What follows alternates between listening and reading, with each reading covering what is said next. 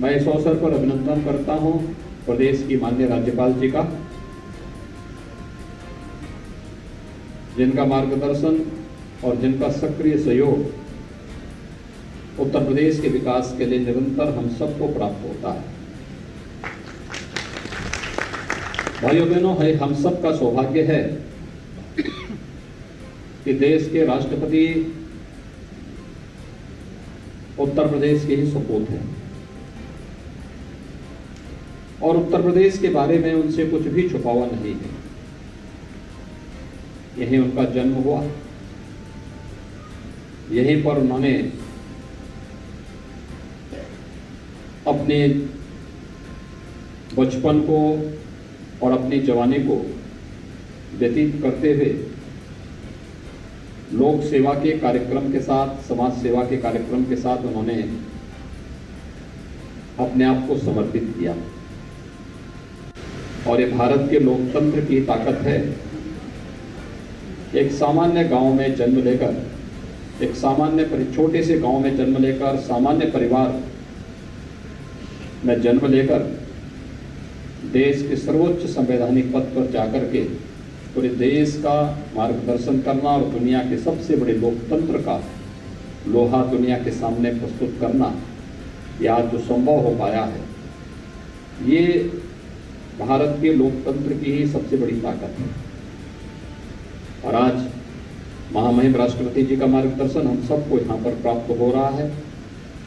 अभी यहाँ पर राष्ट्रपति जी के करकमलों से 3 बड़ी परियोजनाओं का लोकार्पण का कार्यक्रम संपन्न हुआ है, जिसमें कबीर एकेडमी, यह 31 करोड़ 49 लाख रुपए की लागत से बनकर के तैयार हुआ है, जिसमें संत कबीर दास जी के लोक साहित्य पर, उनके साखी, उनके बीजक, उनके शब्दी, इन सभी को लेकर के, उनके साहित्य को लेकर, उनकी सिद्धि को लेकर के एक शोध संस्थान यहाँ पर स्थापित किया गया है।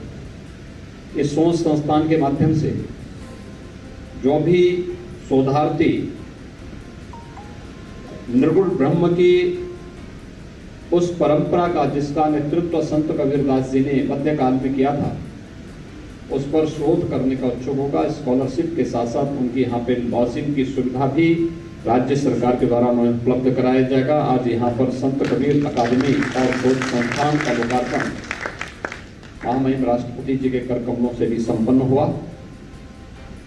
इसके साथ ही स्वदेश दर्शन योजना के अंतर्गत इंटरप्रिटेशन सेंटर 17 करोड़ 61 लाख रुपए की लागत से और कबीर परिनिर्वाण स्थली मगहर के सुंदरीकरण के कार्य पर भी 37,66,000 रुपये यहाँ पर खर्च हुए हैं और ये कार्यक्रम एक साथ आज यहाँ पर लोकार्पित हो रहे हैं।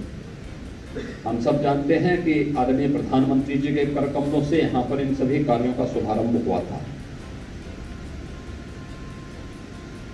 देश के अंदर ऐसे अनेक स्थलों के सुंदरीकरण, उनको उनकी पहचान प्रदान करने के लिए प्रधानमंत्री जी के नेतृत्व में अनेक कार्यक्रम देश के अंदर चल रहे हैं।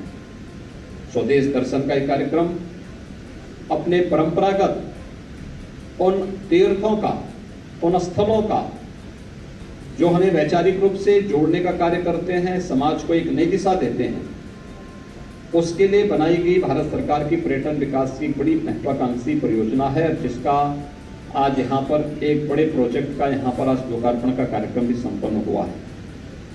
इसके साथ ही देश के अंदर अलग अलग स्थानों पर रामायण सर्किट का कार्यक्रम है, कृष्णा सर्किट का कार्यक्रम है, आध्यात्मिक सर्किट का है, बौद्ध सर्किट का है। अनेक ऐसे कार्यक्रम देश के अंदर चल रहे हैं जो पर्यटन विकास की संभावनाओं को आगे बढ़ाने के साथ साथ इस पर्यटन के साथ नौजवानों के लिए रोजगार उपलब्ध कराने, उन पर्यटन स्थलों पर आने वाले श्रद्धालुजनों और नागरिकों के लिए बेहतर बुनियादी सुविधाएं उपलब्ध कराई जा सकें, ये सभी कार्यक्रम उसके साथ जुड़ करके आगे बढ़ाने का कार्य कर रही हैं। आपने देखा होगा काशी, जहां पर संत कबीर दास जी का जन्म हुआ था, बाबा विश्वनाथ का धाम है और 13 दिसंबर 2021 को काशी विश्वनाथ धाम का लोकार्पण प्रधानमंत्री जी के कर कमलों से संपन्न हुआ। 1 लाख से अधिक श्रद्धालु प्रतिदिन इस समय काशी जा रहा है, काशी विश्वनाथ धाम में दर्शन करने के लिए। अनुमान कर सकते हैं 1 लाख श्रद्धालु जनों के आने का मतलब अनेक प्रकार की रोजगार की संभावनाओं को ही बढ़ाना, अनेक लोगों के हाथों को काम मिल जाना, और ये कार्य वहां सफलतापूर्वक आगे बढ़ रहा है। ऐसे अयोध्या में, कुशीनगर में, अन्य महत्वपूर्ण स्थलों पर, हिमालय, उच्च हिमालय में आप जाएंगे, केदारनाथ धाम में, वहां पर भी इसी प्रकार की विकास की अनेक संभावनाओं को आगे बढ़ाने का काम हुआ है। हम इस अवसर पर आदरणीय प्रधानमंत्री जी का हृदय से आभार व्यक्त करते हुए मैं इस राज्यपाल और राष्ट्रपति जी दोनों की उपस्थिति में आज यहाँ पर महामहिम राष्ट्रपति जी ने इन सभी कार्यों का लोकार्पण करके इन्हें राष्ट्र को समर्पित किया। श्रद्धालुजनों की सुविधा इससे और बढ़ेगी। मैं इसके लिए जहाँ आप महामहिम राष्ट्रपति जी का और माननीय राज्यपाल जी का हृदय से आभार व्यक्त करता हूँ, वहीं आप सबको, पूरे संत कबीर नगर जनपद के वासियों को और इस संत कबीर की परंपरा से जुड़े हुए सभी संतों को भी इस अवसर पर मैं हृदय से बधाई देता हूं, अपनी शुभकामनाएं देता हूं। मित्रों, आज विश्व पर्यावरण दिवस भी है। हमारे संतों ने, हमारे ऋषियों ने, हमारे महापुरुषों ने हमें सदैव पर्यावरण के साथ मिलकर के आगे बढ़ने की प्रेरणा दी है। मुझे आज बस प्रसन्नता है इस बात की, आज से 5 साल पहले मगहर से बहने वाली आमी नदी अत्यंत प्रदूषित थी। इस सीजन में जब हम लोग आते थे तो बदबू आती थी, पानी एकदम काला था। लेकिन आज मुझे प्रसन्नता है कि जो एक व्यवस्थित कार्य योजना यहाँ के लिए बनाई गई, आज पानी एकदम साफ था। कारण है अब प्रदूषण से मुक्त हो गई है आमी नदी। हमारा प्रयास होना चाहिए, जैसे आमी नदी प्रदूषण से मुक्त हुई है। मुझे याद है संत कबीर नगर के साथ बाद अब गोरखपुर जनपद में आमी नदी निकलती है। यहाँ मगहर में आने के पहले कुछ संत कबीर नगर से, फिर गोरखपुर से होते हुए फिर यहाँ आती है, फिर यहाँ से गोरखपुर जनपद में जाती है और गोरखपुर जनपद में ही राप्ती नदी में मिलती है। इस नदी के दोनों ओर जो गांव बसे हुए थे, वहां पे जो उन्नत पशुधन होता था, एक समय नष्ट सा हो गया था, खेती चौपट हो गई थी। लेकिन विगत 5 वर्ष के अंदर जो कार्य प्रारंभ है, आज उसका परिणाम है कि आमी नदी पूरी तरह शुद्ध हो चुकी है, साफ हो चुकी है। पशुधन फिर से यहाँ पर आगे बढ़ रहा है, किसान खुशहाली की ओर आगे बढ़ रहा है। हमारा प्रयास होना चाहिए। प्रधानमंत्री जी ने आजादी की अमृत महोत्सव के वर्ष में हम सबको प्रत्येक गांव में अमृत सरोवर बनाने का एक संकल्प भी दिया है। गांव का जो सरोवर है, जो अवैध कब्जा हो चुका है, जिसको हम लोगों ने गांव के शिविर में बदल दिया है, गांव का पूरा ड्रेनेज उड़ेल दे रहे हैं, गांव का कूड़ा घर बना दिया है, उसे मुक्त करते हुए उस अमृत सरोवर को, जैसे आमी नदी मगहर में एकदम शांत है, शुद्ध है, अविरल है, जल उसका एकदम निर्मल है, ऐसे ही हमें अपने अपने गांव में अमृत सरोवर के निर्माण की कार्रवाई के साथ हम जुड़ पाएंगे और उसे अपने गांव के तीर्थ स्थल के रूप में विकसित कर पाएंगे।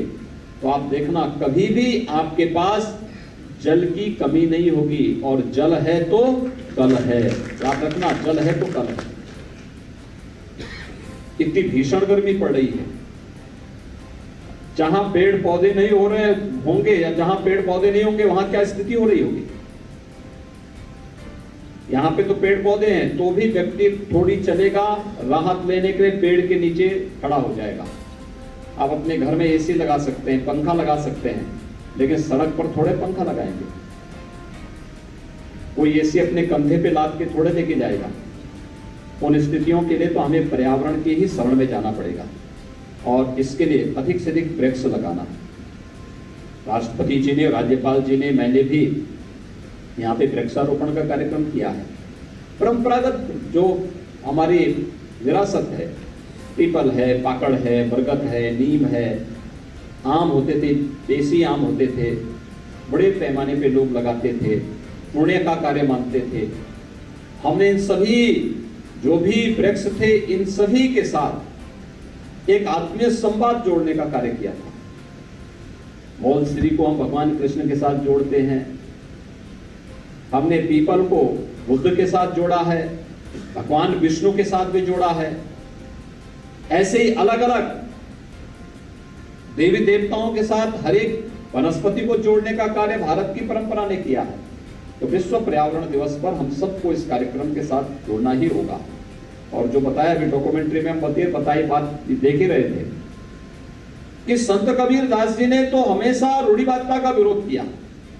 वे मगहर आए इसीलिए, वे तो काशी में जन्म लिया था, अपने अंतिम समय में उनको मगहर आने की आवश्यकता नहीं थी, लेकिन एक रूढ़िवादिता के खिलाफ उन्होंने आवाज उठाई थी कि जो कहते थे कि मगहर में आने पे नरक मिलता है, उन्होंने कहा चलिए मैं उसी नरक की तरफ जाता हूं। और यहाँ उन्होंने स्वर्ग बना दिया पूरा।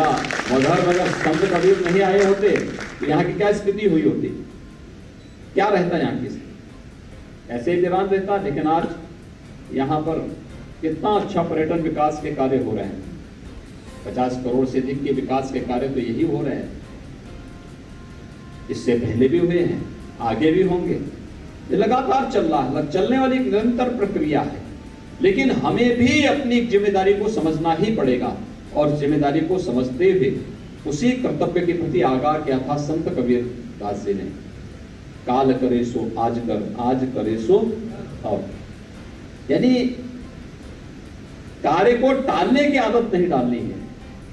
जो कार्य करना है उसमें कोई टाल वटोर नहीं हो सकता है। जो कल करना है वो आज ही करो, और जो आज करना है उसको अभी शुरुआत कर दो। आप बहुत सारे लोग होते हैं मुहूर्त देखते, जब कार्य को टालने की उनकी नौबत आती तो फिर उसके बाद मुहूर्त निकालने लगते, साहब अब इस समय में करूंगा, फलाने समय करूंगा। उसके बाद फालतू बैठा है, गप्पे मार रहा है, लेकिन वह उसको टालने की जो आदत है, तो टालने से समस्या का समाधान नहीं हो सकता है। कर्म के पथ पर चल करके ही हम इस कार्यक्रम को आगे बढ़ा सकते हैं, अपने समाज को, अपने प्रदेश को, अपने देश को आगे बढ़ा सकते हैं। और प्रधानमंत्री जी ने अमृत महोत्सव वर्ष में हम सबको इसी एक लक्ष्य के साथ जोड़ने के लिए कहा है कि अमृत काल आगामी 25 वर्षों का एक टारगेट हमें तय करना होगा। हमें अपने गांव को, अपने कस्बे को, अपने जनपद को, अपने प्रदेश को और अपने देश को कहां ले जाना है, हर एक नागरिक इस संकल्प के साथ जब जुड़ेगा तब इस लक्ष्य को हम प्राप्त कर सकते हैं। मैं पर्यटन विभाग को, पर्यटन और संस्कृति विभाग को, उत्तर प्रदेश पर्यटन और संस्कृति विभाग को और भारत सरकार के भी संस्कृति मंत्रालय को इस बात के लिए धन्यवाद दूंगा कि उन्होंने प्रधानमंत्री मोदी जी के भावनाओं के अनुरूप, उनके विजन के अनुरूप संत कबीर दास जी के विचार दर्शन को आने वाली पीढ़ी के सामने और भी जीवंत बनाने के लिए यह कार्यक्रम यहाँ पर आगे बढ़ाया है। और आज यह शोध एकेडमी, कबीर एकेडमी और शोध संस्थान के साथ साथ छात्रावास का भी यहाँ निर्माण किया गया है, और भी यहाँ पर तमाम अन्य पर्यटन विकास की संभावनाओं को आगे बढ़ाया गया है। ये सभी कार्यक्रम आगे बढ़ेंगे और यह जो पूरा क्षेत्र है, यह विकास की एक नई ऊंचाइयों को छूता हुआ अनेक श्रद्धालुओं को अपनी ओर आकर्षित करने में से सफलता प्राप्त होगी। मैं एक बार फिर से महामहिम राष्ट्रपति जी का, प्रदेश के महामहिम राज्यपाल जी का हृदय से आभार व्यक्त करते हुए आप सभी को, यहाँ के जनप्रतिनिधियों को, यहाँ के महंत जी को, संत कबीर दास जी की परंपरा में जो हमारे संत जन हैं, इन सब को और संत कबीर नगर जनपद वासियों को मैं इस अवसर पर हृदय से बधाई देता हूँ, अपनी शुभकामनाएं देता हूँ। और उस पूज्य संत को जिन्होंने आज से 600 वर्ष पहले लोगों की चेतना को जागरूक करके उन्हें समाज और व्यावहारिक जीवन जीने की एक नई प्रेरणा प्रदान की थी, उनके श्री चरणों में कोटि कोटि नमन करते हुए आप सबके प्रति मैं अपनी शुभकामनाएं देता हूं। धन्यवाद। जय हिंद। बहुत बहुत धन्यवाद माननीय मुख्यमंत्री महोदय। संत की प्रवृत्ति अत्यंत सरल होती है, वो हमेशा दूसरों के कष्टों को दूर करने का प्रयास करता रहता है। कबीर सोई पीर है जो जाने पर पीर, जो पर पीर न जाने सो काफिर बेबी। अब समय है अपनी सादगी के लिए विख्यात, संत हृदय, सादा जीवन, उच्च विचार के आदर्शों को जीने वाले माननीय राष्ट्रपति महोदय के संबोधन का मैं अत्यंत आदर के साथ माननीय राष्ट्रपति महोदय को आशीर्वचन के लिए आमंत्रित करता हूं। माननीय राष्ट्रपति महोदय।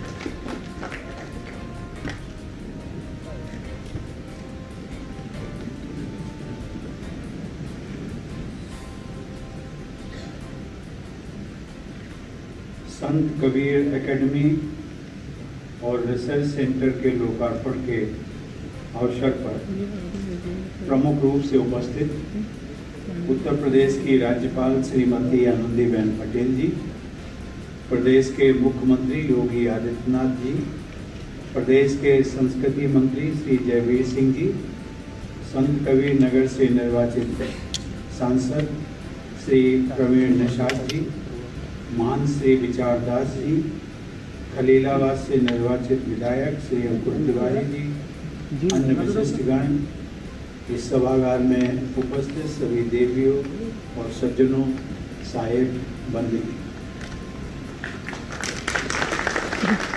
संत कबीर एकेडमी और रिसर्च सेंटर के लोकार्पण के अवसर पर आज कबीर साहब की पूर्ण भूमि मगार में आप सबके बीच आकर मुझे अत्यंत प्रसन्नता हो रही है। अपने सार्वजनिक जीवन के दौरान मुझे संत शिरोमणि कबीर से जुड़े अनेक स्थलों की यात्रा करने का सौभाग्य प्राप्त हुआ। उदाहरण के लिए, जब मैं बिहार का राज्यपाल था तो मुझे वाराणसी स्थित संत कबीर की तपस्थली के दर्शन करने का सुअवसर प्राप्त हुआ था। भारत के राष्ट्रपति के रूप में वर्ष 2017 में मध्य प्रदेश के भोपाल में आयोजित कबीर महोत्सव में और इसके बाद वर्ष 2018 में मध्य प्रदेश के सागर में स्थित कबीर आश्रम के कार्यक्रम में शामिल होने का भी मुझे अवसर प्राप्त हुआ। उसी वर्ष हरियाणा के फतेहाबाद में संत कबीर प्रकटोत्सव में मैंने भी सहर्ष भाग लिया था। इन अवसरों पर मैंने देखा कि संत कबीर के अनुयायियों का भारी उत्साह बहुत था और आज भी मैं देख रहा हूँ बड़ी संख्या में यहाँ उपस्थित आप सभी लोगों का उत्साह, समर्पण और लगन देखकर मुझे गौरव की अनुभूति हो रही है। देवी और सज्जनों, मेरे लिए ये अत्यंत हर्ष का विषय है कि वर्ष 2003 में मेरे पूर्ववर्ती राष्ट्रपति डॉक्टर APJ अब्दुल कलाम ने यहाँ आकर कबीर चौरा के दर्शन किए। ठीक 4 वर्ष पहले प्रधानमंत्री श्री नरेंद्र मोदी जी ने इस रिसर्च सेंटर की आधारशिला रखी थी। उस परियोजना को पूरा होने पर आज यहाँ कबीर साहब की चित्र प्रदर्शनी, ऑडिटोरियम, पुस्तकालय और शोधार्थियों के लिए आवास आदि का लोकार्पण करते हुए मुझे अत्यंत प्रसन्नता हो रही है। आज विश्व पर्यावरण दिवस का शुभ अवसर भी है। कबीर साहब की समाधि और मजार पर श्रद्धा सुमन अर्पित करने के बाद मैंने समाधि के निकट एक पौधा भी लगाया। राज्यपाल महोदया ने भी, मुख्यमंत्री महोदय ने भी। मुझे याद है कि कुछ वर्ष पहले बोधगया से लाए गए राष्ट्रपति भवन में बोधगया से एक मैंने बोधि वृक्ष मंगवाया था और उस पौधे को आरोपित किया था। आज मैं देखता हूँ वो पौधा बहुत बड़ा हो गया और इसी प्रकार से मैं आज विश्वास करता हूँ कि आज जो मैंने पौधा लगाया है, महामहिम राज्यपाल महोदया ने लगाया है, मुख्यमंत्री जी ने आरोपित किया है, ये सभी पौधे बड़े होकर कबीर साहब की समाधि पर आने वाले को सदैव छाया और शीतलता प्रदान करते हैं। देवी और सज्जनों, हम सब यहाँ जिस महान संत का स्मरण कर रहे हैं वे यद्यपि पुस्तकीय ज्ञान से वंचित रहे, फिर भी उन्होंने साधु संगति से अनुभव सिद्ध ज्ञान प्राप्त किया। उस ज्ञान को उन्होंने पहले स्वयं जांचा परखा, आत्मसात किया और तब लोगों के सामने प्रकट किया। इसीलिए आज लगभग 650 वर्ष गुजर जाने के बाद भी उनकी शिक्षाएं जनसाधारण से लेकर बुद्धिजीवी वर्ग में एक समान लोकप्रिय हैं। ऐसी मान्यता है कि कबीर साहब ने बंगाल से लेकर पंजाब, राजस्थान और गुजरात तक की भी यात्राएं की थी। वे भारत से बाहर ईरान और बलख भी गए। संत कबीर जिस समय प्रकट हुए थे वह समय भारत में विदेशी आक्रांताओं के आक्रमणों, मारकाट और लूटपाट का था। ऐसे विषम वातावरण में श्रद्धा और विश्वास का, प्रेम और मैत्री का संदेश फैलाने के लिए कबीर साहब स्वयं लोगों के बीच गए। संत कबीर लोगों के साथ सीधा संवाद करते थे। कभी कभी वे एकदम ठेठ शब्दों का प्रयोग करते थे। उस समय अब सब लोग जानते हैं, ऊंच नीच, जात पात और छुआछूत की तंद्रा में निमग्न जनता को झकझोर कर जगाने के लिए ऐसा करना जरूरी भी था, क्योंकि जागृत व्यक्ति ही समाज का कल्याण कर सकता है। इसलिए उन्होंने समाज को पहले जगाया और फिर चेताया। यहाँ पर बैठे सभी कबीर प्रेमियों, ऐसी मान्यता है कि संतों के आगमन से धरती पवित्र होती है। इसका प्रत्यक्ष प्रमाण मगहर की यह भूमि भी है। संत कबीर यहाँ पर लगभग 3 वर्ष तक रहे। उस समय ऊसर, बंजर तथा अभिशप्त शब्द का मैं प्रयोग कर रहा हूँ, मानी जाने वाली ये भूमि उनके आगमन से खिल उठी। यहाँ के लोगों की परेशानी का मुख्य कारण था यहाँ जल का अभाव। कहा जाता है कि कबीर साहब के आमंत्रण पर नाथपीठ के एक सिद्ध महापुरुष भी यहाँ पधारे और उनके प्रभाव से यहाँ का तालाब जल से भर गया। गोरख तलैया से आमी नदी की धारा भी प्रवहमान हो गई। अकाल से त्रस्त इस क्षेत्र के लोगों का जीवन संवारने के लिए ही मानो संत कबीर मगहर आए थे। वे सच्चे पीर थे। वे लोगों की पीड़ा समझते थे और इस पीड़ा को दूर करने का उपाय भी करते थे। उनका कहना भी था कि कबीर सोई पीर है जो जाने पर पीर, अर्थात दूसरों की जो पीड़ा को समझता है वही सच मायने में पीर कहलाता है। देवी और सज्जनों, कबीर एक गरीब और वंचित परिवार में पैदा हुए, लेकिन उन्होंने उस वंचना को कभी अपनी कमजोरी नहीं समझा, बल्कि उसे अपनी ताकत बनाया। वे कपड़ा बुनने का काम करते थे। आप लोग जानते ही हैं कि अच्छा कपड़ा बुनने के लिए सूत, कताई और रंगाई से लेकर ताना बाना तैयार करने तक बहुत सावधानी और सजग रहना होता है।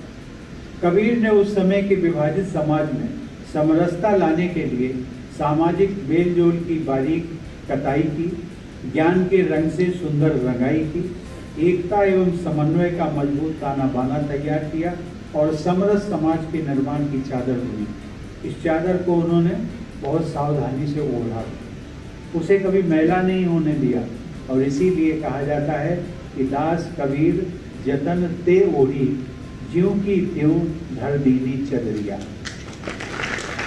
देवियों और सज्जनों, कबीर साहब ने सदैव इस बात पर बल दिया कि समाज से कमजोर वर्ग के प्रति संवेदना और सहानुभूति रखे बिना मानवता की रक्षा नहीं हो सकती। असहाय लोगों की सहायता किए बिना समाज में समरसता नहीं आ सकती। मनुष्य मात्र से प्रेम ही सच्चा मानव धर्म होता है। और वो कहते भी थे कि जेई घट प्रेम न संचरे, सो घट जान मसान। उनका पूरा जीवन मानव धर्म का श्रेष्ठतम उदाहरण है। उनके जीवन में भी सांप्रदायिक एकता का संदेश छिपा था। आज एक ही परिसर में कबीर की समाधि और मजार बनी हुई है।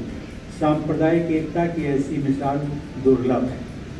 भारत का यह सौभाग्य रहा है कि समाज में समय समय पर उत्पन्न हो जाने वाली कुरीतियों और असमानताओं को दूर करने के लिए ऋषि मुनि, आचार्य, सद्गुरु, समाज सुधारक और संत प्रकट होते रहे। इसी परंपरा में संत कबीर ने अपने युग में प्रचलित अनेकानेक विचारधाराओं को समन्वित करके उन्हें सहज लोकवाणी में प्रस्तुत किया।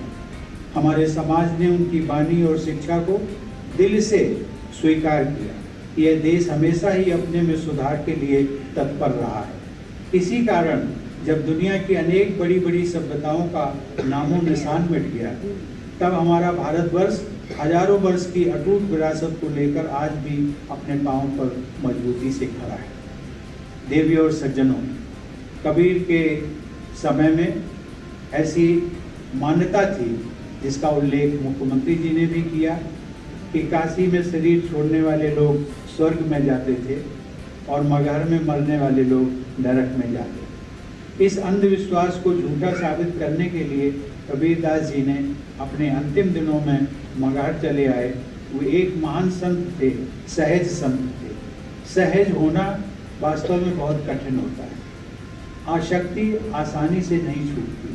कबीर साहब कहते थे कि सहज सहज सब ही कहें, सहज न चीन्हे कोय, जिन सहजे विषया तजी, सहज कहीजे सोय।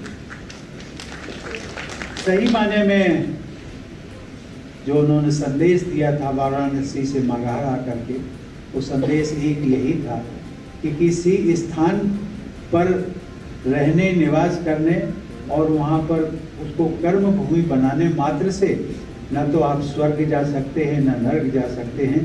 ये सब कुछ निर्भर करता है आपके व्यक्तिगत आचरण पर। आपका आचरण अच्छा होगा तो आप किसी भी स्थान पर चले जाएंगे, वो स्थान भी स्वर्ग बन जाएगा। संत कबीर ये मानते थे कि ईश्वर कोई बाहरी सत्ता नहीं है, वो तो कण कण में व्याप्त है, उसे बाहर क्यों ढूंढा जाए, वह तो हमारे अंदर है।